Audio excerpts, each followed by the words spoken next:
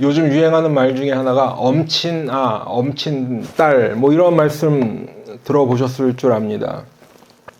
엄친아라는 것은 바로 엄마 친구 아들은 이번에 뭐 좋은 대학 갔다더라, 좋은 직장에 취직했다더라, 아니면 엄마 친구 딸은 이번에 결혼했다더라, 뭐 이런 일들을 이야기할 때 사용하는 말이라고 그래요. 그래서 엄마 친구 아들을 줄여서 엄친아라고 하고, 엄마 친구 딸 해서 엄친딸 이렇게 이야기한다고 합니다.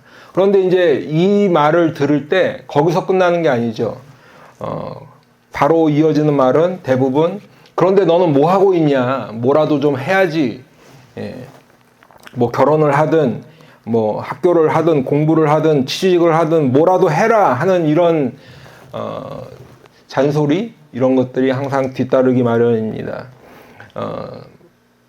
그냥 그런 소리를 들어도 듣기 싫은데 꼭 다른 사람과 이렇게 비교하면서 말을 하니까 마음이 더 불편해지고 그렇게 되는 것 같습니다. 그러니까 엄친아, 엄친딸은 그 자체로 나쁜 건 아니지만 그 이어지는 말들 때문에 사실은 좀 듣기 불편한 말이 돼가는 것 같습니다. 우리가 이 인생을 살다 보면 내 스스로가 다른 사람과 비교를 하게 되는 경우가 많이 있죠. 또 나는 비교하지 않더라도 다른 사람에 의해서 비교당하면서 또 그렇게 살아갈 때가 있습니다.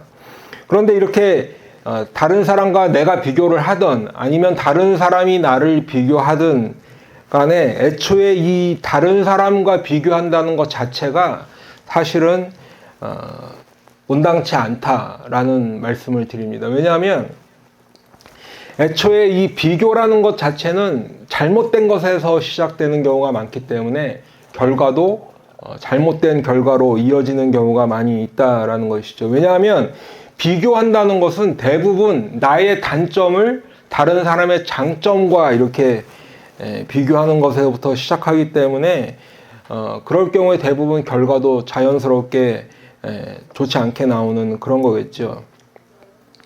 하지만 사람은 누구든 간에 잘하는 게 있고 또 장점이 다 있습니다. 어떤 사람은 달리기를 잘하는 사람이 있죠. 또 반면에 어떤 사람은 구기 종목, 뭐 공을 잘 다루는 그런 사람들이 있습니다. 또 어떤 사람은 공부를 잘하는 사람이 있고, 또 어떤 사람은 요리에 특출난 사람이 있고, 또 어떤 사람은 그림이나 음악 쪽에 이렇게 잘 탤런트가 있는 그런 사람이 있습니다. 또 어떤 사람은 이렇게 두루두루 넓은 시야를 가지고 이렇게 사람들을 참 이 사람 저 사람 잘 챙기는 사람이 있는 반면에, 또 어떤 사람은 아주 섬세하게 남들이 잘 눈치채지 못하는 그 사람의 어려움까지 이렇게 다가가면서 이렇게 사람들을 돌보는 사람들도 있죠. 지금 말씀드린 대로 이렇게 사람은 다 각자가 분야가 다르고 그렇지만 나름대로의 장점, 나름대로 잘하는 것들이 있다라는 것입니다. 그런데 이렇게 잘하는 게 있고 장점이 많은 사람들도 비교하게 되면, 어느 순간 비교하게 되면 오히려 그 사람의 장점이 단점이 되어버리더라는 거예요. 예를 들어서 달리기를 잘하는 사람이었는데 비교하게 되니까 공을 못 차는 사람이 되어버려요. 공부를 잘하는 사람이었는데 어느 순간 비교를 하다 보니까 요리를 못하는 사람이 되는 거예요. 반대의 경우도 있겠죠. 공을 잘 차는 사람이었는데 비교를 하다 보니까 달리기를 못하는 사람이 돼 있고, 요리를 잘하는 사람이었는데 비교하다 보니까 공부를 못하는 사람으로 이렇게 되는 경우도 있는 것입니다. 두루두루 여러 사람을 잘 챙기는 사람이 비교하다 보니까 섬세하지 못한 사람이 돼버려요. 그리고 또 어떤 사람은 이렇게 섬세하게 그 사람의 눈에 띄지 않는 어려움까지도 이렇게 잘 챙기면서 그러던 사람이었는데 비교하다 보니까 두루두루 챙기지 못하는 사람이 되는 경우도 있는 것입니다. 이것이 우리 인생에서 있는 비교하고 또 그런 것들로 생기는 어떤 문제점이라고 할 수 있겠죠. 우리가 성경에서 보면 어떤 말을 강조할 때, 특히 아주 중요한 것을 더욱더 부각시키고 강조할 때 사용하는 그 기법이 있는데 그것이 바로 반복한다라는 거죠. 반복. 예를 들면 예레미야서 같은 선지서에 보면 여호와의 말씀이니라, 하나님께서 말씀하셨느니라, 이런 말씀들이 계속해서 이어지는 것을 볼 수 있죠. 바로 그것은 선지자가 지금 이스라엘 백성에게 어떤 하나님의 말씀을 전하고 또 이스라엘 백성이 하나님 앞에 돌아오고 회개하고 뭐 이런 것들을 경고할 때 그것이 선지자의 어떤 개인적인 감정이나 선지자가 그냥 단순히 머리에 떠오르는 것을 이야기하는 것이 아니라 하나님께서 선지자를 사용하셔서 이스라엘 백성에게 말씀하라고 하신 것을 강조하기 위해서 계속해서 하나님께서 말씀하셨다는 것을 우리가 볼 수 있는 것이죠. 마찬가지로 오늘 본문도 반복해서 나오는 말씀이 하나 있는데 결국은 강조하고 있는 것을 볼 수 있죠. 어떤 말씀이 반복해서 나오냐? 그것은 바로 하나님이 각 사람을 부르신 그대로 행하라 라는 말씀입니다. 먼저 17절에 다시 한번 보시면 오직 주께서 각 사람에게 나눠주신 대로 하나님이 각 사람을 부르신 그대로 행하라. 20절에도 보시면 각 사람은 부르심을 받은 그 부르심 그대로 지내라.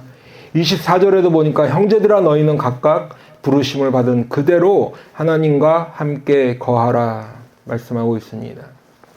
지금 사도 바울은 오늘 본문에서 각 사람은 부르심을 받은 그대로 행하라라는 이 동일한 메시지를, 약간의 말의 순서는 바뀌고 있지만 이 동일한 메시지를 3번이나 반복해서 우리에게 들려주고 있는 것이죠. 그러면 이 말은 어떤 의미가 있을까? 왜 지금 사도 바울이 그 말을 강조하고 이렇게 반복해서 말하고 있는가? 다시 17절로 돌아가서 17절 말씀을 다시 한번 보시면 오직 주께서 각 사람에게 나눠주신 대로 또 하나님이 각 사람을 부르신 그대로 행하라. 내가 모든 교회에서 이와 같이 명하노라. 지금 어떻게 보면 지금 여기는 3번 반복이라고 제가 말씀을 드렸는데 17절을 나누어서 의미를 찾아보면 4번 반복하는 것과 마찬가지죠. 각 사람에게 나눠주신 대로, 그리고 하나님이 각 사람을 부르신 대로 행하라는 거예요. 내가 모든 교회에서 이와 같이 명한다라는 것이죠. 지금 고린도 교회 안에는 각 사람마다 다른 신분이 있고 또 다른 상황에 놓여 있고 그런 사람들이 아주 다양하게 많이 있었습니다.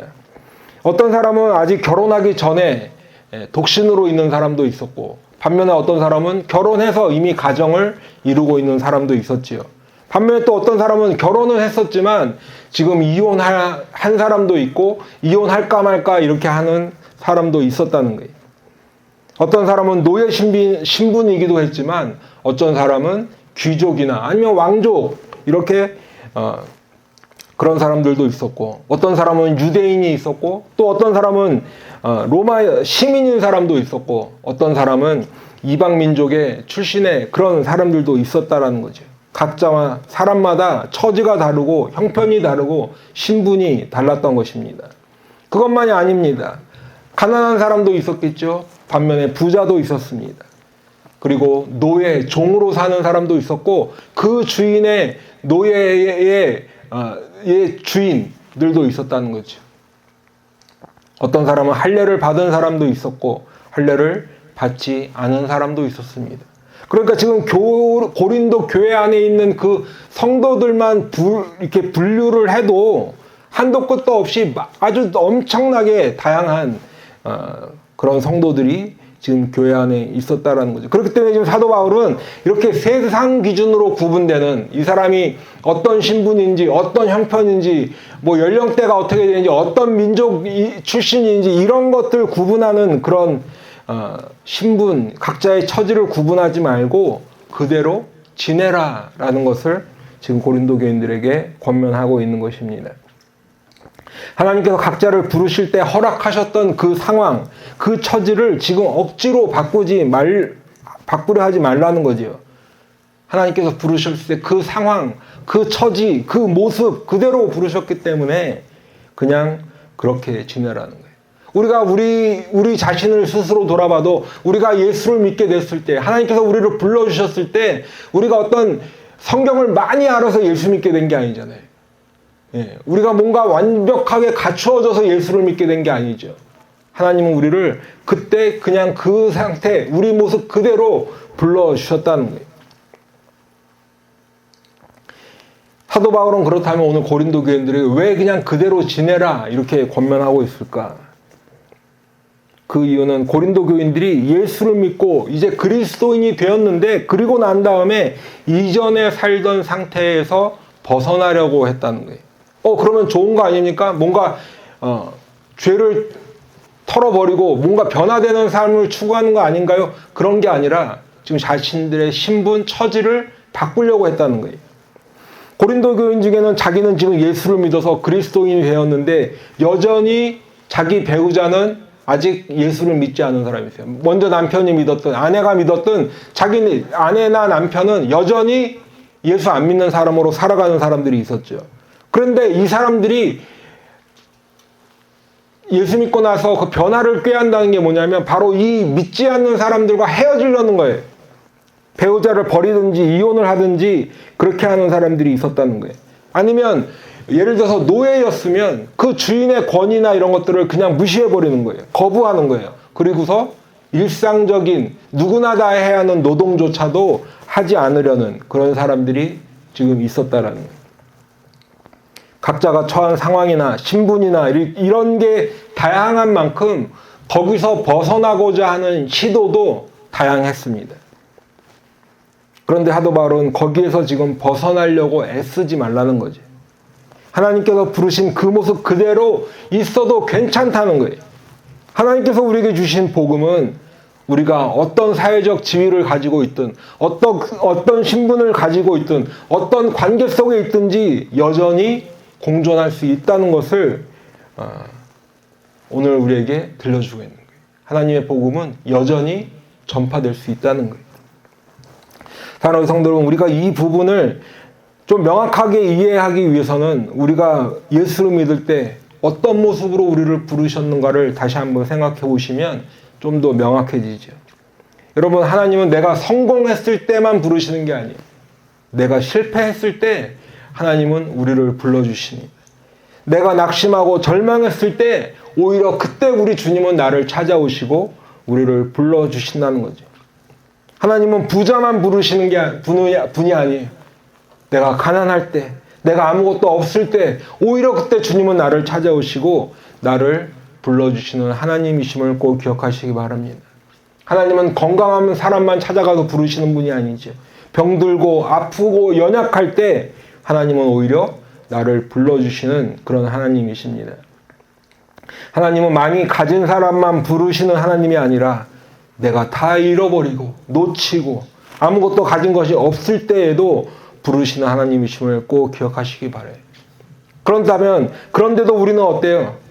나는 돈이 없고, 나는 가진 게 없고, 나는 배운 게 많이 없고, 나는 병들어 있고, 나는 나이가 많고, 때로는 나는 결혼에도 실패하고, 나는 사업도 실패하고, 나는 인간관계도 실패해서 다 무너져서 내 주위에 아무도 없고, 우리는 그것만 생각한다는 거지.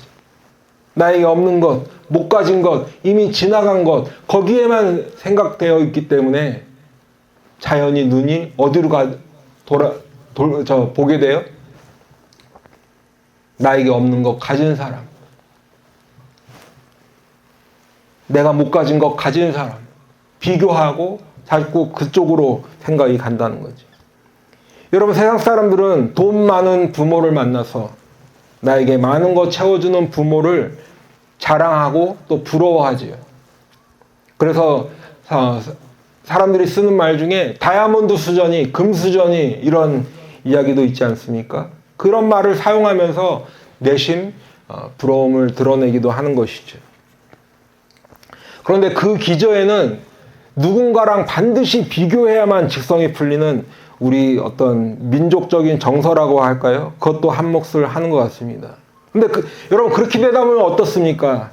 내 처지를 비관하고 신세 한탄하고 그러다 보면 다른 사람이 가진 것이 자꾸 욕심이 나는 거죠. 어떻게 하면 뺏을 수 있을까? 아니면 그렇지 않으면 시기라도 하고 말이라도 좋은 말로 하지 않고 누가 하다못해 우리 옛날 속담에도 사촌이 땅을 사면 배가 아픈, 사촌이 땅을 사면 축복해주는 그런 것이 아니라 배가 아픈 그거라도 해야 우리는 속이 시원하다는 거지. 더 나아가서는 속이고 또 상처 주고 이런 일들이 늘 뉴스에도 보면 나오고 하는 일들이죠. 여러분, 그런데 이런 일들이 꼭 세상 사람들 사는 세상에서만 그럴까? 예수를 믿는다는 우리 성도들 안에도 어느 정도의 차이는 있지만 이런 일들이 사실은 비일비재하다는 게 더 슬픈 이야기입니다. 교회 안에도 시기가 있고 교회 안에도 질투하는 사람이 있고 좀 더 가진 사람과 매일 비교하는 사람이 있지. 나에게 없는 것 다른 사람이 가지고 있으면 이런저런 모함도 하고 그런단 말이에요.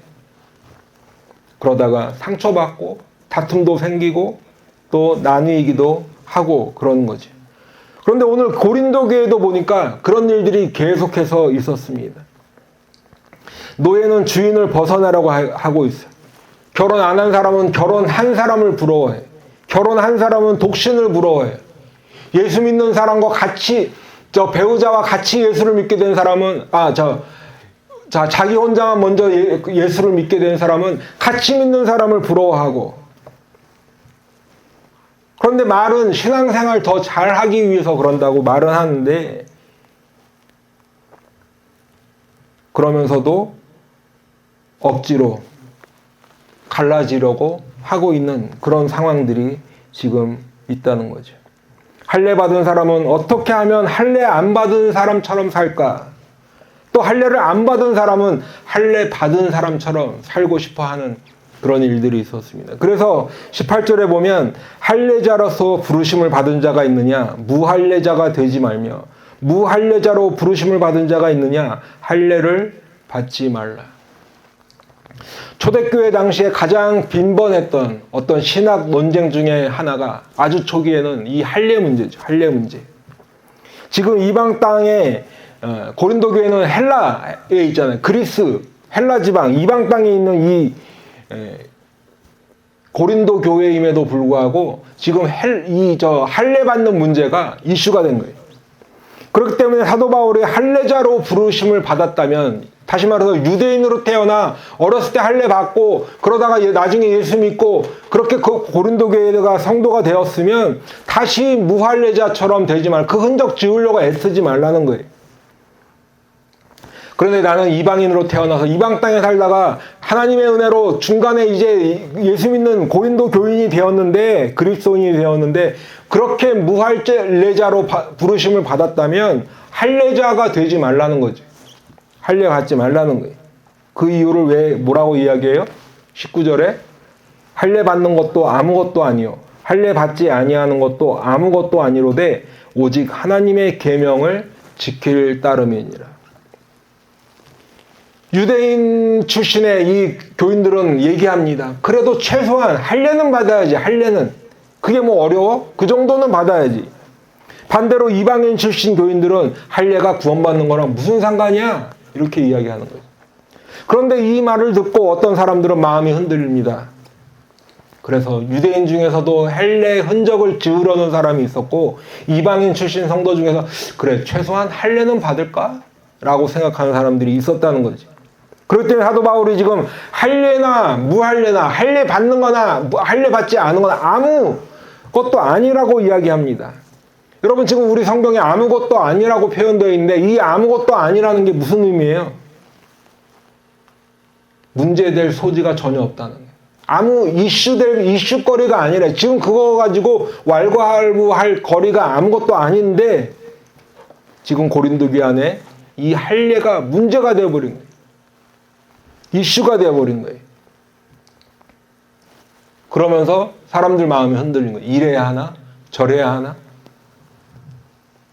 받은 사람은 안 받은 사람에게 왜 안 받냐고 하고, 안 받은 사람은 받은 사람에게 왜 받아야 하냐고 서로 지적하고 탓하고 있다는 거예요. 그러니까 사도 바울이 정리하는 거예요. 그런 건 아무것도 아니라는 거예요. 뭐가 중요하냐는 거예요. 이슈가 아니라는 거죠. 하나님의 계명을 지키는 게 더 중요한 거라는 거예요. 하나님 말씀에 순종하는 게 더 중요한 것이지 지금 할례가 중요한 게 아니라는 거지. 할례나 무할례나 아무것도 아니라는 거예요. 아무 이슈거리가 안 된다는 거예요. 그러니 하나님께서 부르신 그 모습 그대로 살아라. 중요한 것은 하나님의 계명을 지키는 것이다. 하나님 말씀에 순종하는 게 중요한 것이다. 또 한 가지 이 고린도 교회 성도들 간에 큰 이슈가 되는 문제는 신분에 관한 문제예요. 고린도 교회 안에는 앞서 말씀드린 대로 다양한 부류의 사람들이 있었죠. 예. 나이만 많고 적은 그 부류만 있는 게 아니라 남자 여자만 있었던 게 아니라 결혼 유무만 그런 게 아니라 신분상으로도 완전히 노예 또 주인이 있었어요.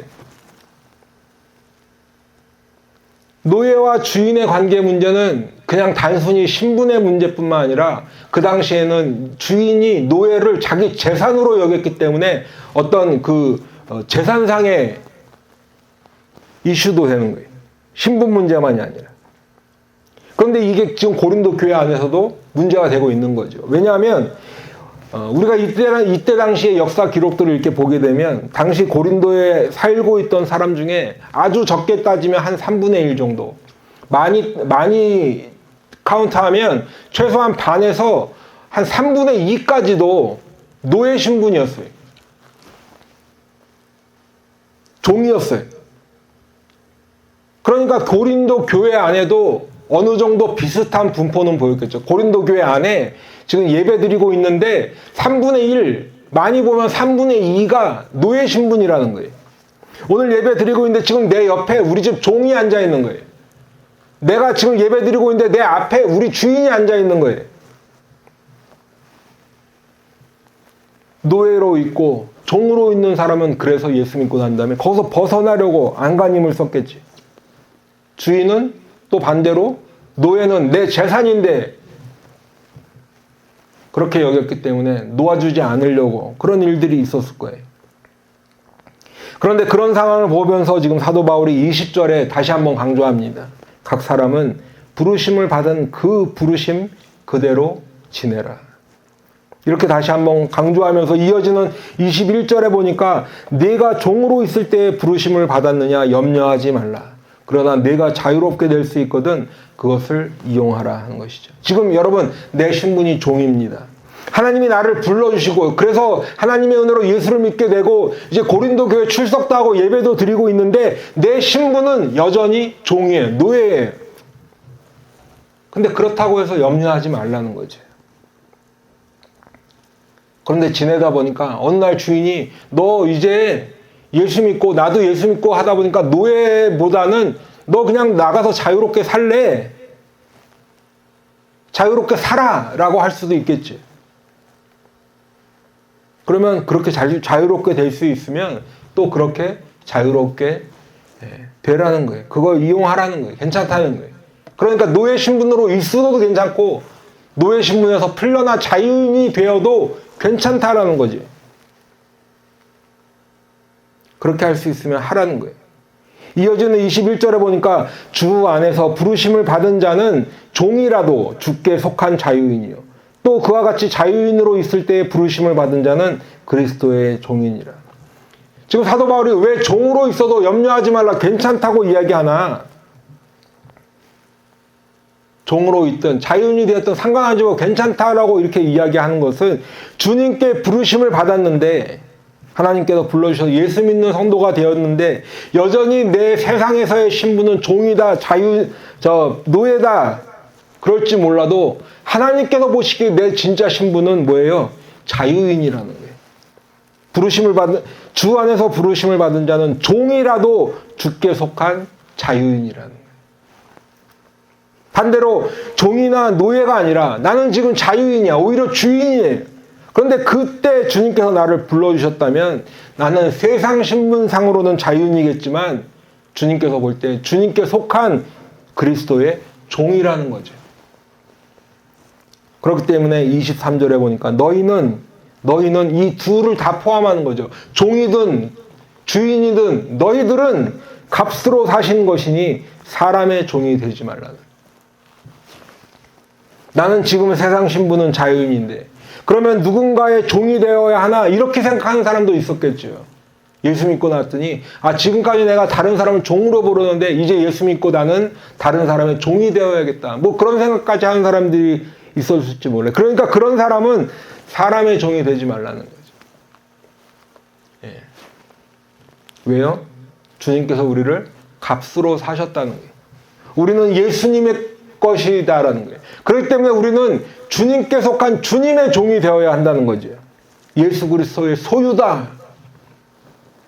세상 신분이 어떻든 간에 그게 문제가 아니라 중요한 것은 주님께서 우리를 값으로 사셨다는 것이 중요하다는 거예요. 그러면서 이제 이 사람들을 아울러서 이 모든 사람들을 다 아울러서 사도 바울이 형제들아 라고 부릅니다. 24절에 보니까 형제들아 너희는 각각 부르심을 받은 그대로 하나님과 함께 거하라. 여기서 세 번째로 각각 부르심을 받은 그대로 행하라, 거하라 강조하는데 결혼을 한 사람이든 아니면 나는 지금 독신으로 있든 내가 예수 믿는 사람과 살든 아니면 믿지 않는 사람과 살든 아니면 내가 할례를 받았든 할례를 받지 않았든 내가 신분이 종이든 주인이든 자인이든 상관없이 우리는 다 주님께서 값으로 사신 그리스도의 것이라는 거예요. 예수님의 소유라는 거예요. 그렇기 때문에 우리는 누구나 다 주님 안에서 한 형제요, 한 자매라고 부르는 거지. 그래서 지금 사도 바울이 이 모든 사람을 아우러서 형제들아 라고 부르는 거예요. 그러면서 지금 너희는 각각 부르심을 받은 그대로 거하라 다시 한번 강조하면서 이야기하는 거죠. 그런데 24절에는 지금까지 앞서 두 번에 걸쳐서 부르심을 받은 그대로 행하라라는 것과 약간 다른 차이점이 있어요. 한 가지가 더 추가됐어요. 그것은 24절 마지막에 하나님과 함께 거하라는 거예요. 내가 지금 상황이 어떻든 내 신분이 어떻든 내 처지가 어떻든 간에 그게 이슈가 아니에요. 그게 문제가 아니라는 거죠. 그렇기 때문에 하나님께서 각 사람을 부르신 그 모습 그대로 그냥 지내라고 권면을 하는데 더 중요한 게 있어요. 그게 뭐예요? 바로 하나님과 함께 거하라는 거예요. 하나님과 함께. 여러분 지금 하나님과 함께 할 때 이 함께라는 말의 의미는 하나님의 곁에 있다라는 의미예요. 하나님과 함께, 하나님에 딱 붙어서 아주 팔짱 끼고 하나님 곁에 짝 달라붙어 앉아있는 그런 모습. 우리만 하나님께 다가가나요? 그렇지 않죠. 하나님께서 먼저 우리를 사랑하시고 우리를 먼저 불러주셨어요. 그리고 성경에 보면 하나님께서 우리를 떠나지 않겠다고 약속하셨지. 그러면 우리에게도 명령하십니다. 주님을 떠나지 말아라. 하나님을 떠나지 말라. 그리고 하나님의 말씀, 하나님의 계명을 떠나지 말라고 우리에게 명령하십니다. 그런데 우리는 어떻습니까? 잠시라도 틈만 나면 하나님을 떠나려고 해요. 다른 데에 눈 돌리는 거예요. 하나님의 말씀은 멀리 하려고 해요. 더군다나 요즘 현대사회는 더 그렇죠.